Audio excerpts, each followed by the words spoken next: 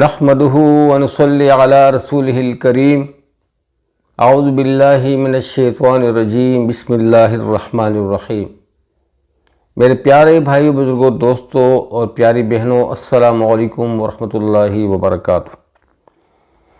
عن ابی ہریرہ رضی اللہ تعالی عنہ قال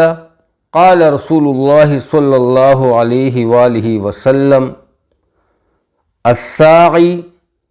علی الارملۃ والمسکین کالمجاہد فی سبیل اللہ واحسبہ قال کالقائم لا یفطر وکالصائم لا یفطر۔ دوستو، رسول اللہ صلی اللہ علیہ وآلہ وسلم کا پاک ارشاد حضرت ابو ہریرہ رضی اللہ عنہ نے نقل کیا ہے، اللہ کا جو بندہ بے شوہر والی اور بے سہارا کسی عورت اور کسی مسکین حاجت مند آدمی کے کاموں میں دوڑ دھوپ کرتا ہو، وہ اجر و ثواب میں اس مجاہد بندہ کی طرح ہے جو اللہ کی راہ میں دوڑ دھوپ کرتا ہو۔ راوی کہتے ہیں، اور میرا خیال ہے کہ آپ نے یہ بھی فرمایا تھا، اور اس شب بیدار بندہ کی طرح ہے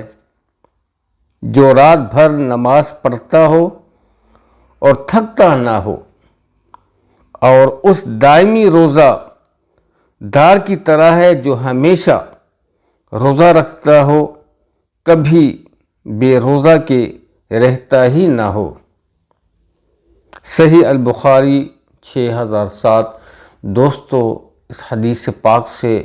یہ بات معلوم ہوتی ہے کہ جو اللہ کے بندے ان کاموں میں لگ جائیں کہ جو کسی بے سہارا بے شوہر والی عورت یا کسی مسکین حاجت مند انسان کے کاموں میں ایک بندہ دوڑ دھوپ کرنے لگتا ہے، اللہ کی رضا کے لیے اس کے لیے آسانیاں پیدا کرتا ہے، اس کی مدد فرماتا ہے، تو اس کا اجر، اس کا مقام، اس کا رتبہ آپ لوگوں نے دیکھ لیا کہ سردار دو جہاں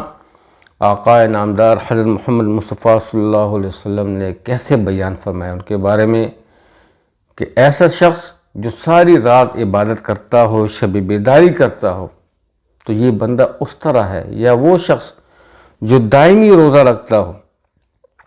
دائمی روزہ یعنی کہ ساری عمر اس کے روزے ہوں، روزے سے ہو، تو اس بندے کی مثال اس طرح ہے، یا وہ بندہ جو ساری رات نماز پڑھتا ہو، تھکتا نہ ہو، اس کی مثال جو اللہ کے رضا کے لیے، اللہ کے بندوں کی خدمت کے لیے دوڑتا ہے، صرف اللہ سبحانہ تعالیٰ کی رضا کے لیے، اس کی خوشنودی حاصل کرنے کے لیے۔ دوستو، اللہ پاک ایسے لوگوں سے بہت خوش ہوتے ہیں کہ جو اپنی نمازوں کی پابندی بھی کرتے ہیں، قرآن کی تلاوت اور اس کی کتاب کے مطابق زندگی بھی گزارتے ہیں، اور مشکلات لوگوں کے لیے آسان کرتے ہیں، ان کے راستے میں آسانیاں پیدا کرتے ہیں۔ اللہ سبحانہ تعالیٰ ان کی دونوں جہانوں کی زندگی آسان کرتا ہے۔ تو دعا ہے کہ جو لوگ ایسے کام کرتے ہیں، اللہ پاک ان کی دنیا اور آخرت کی زندگی آسان فرمائے، ان کی رزق میں برکت عطا فرمائے۔ ظاہر ہے اگر ہم ان کے حق میں دعا کرتے بھی نہیں ہیں تو غیب سے اس کی امداد ہوتی ہے، اللہ سبحانہ تعالیٰ کے خصوصی فضل اس پر ہوتا ہے۔ تو اللہ تعالیٰ ہمیں بھی ان نیک لوگوں میں شامل فرمائے، ان مجاہدوں میں شامل فرمائے جو اس حدیث شریف سے ثابت ہے۔ دوستو، امید ہے کہ آج کی نشست آپ لوگوں کو اچھی لگی ہوئی ہوگی۔ اچھی باتیں سننا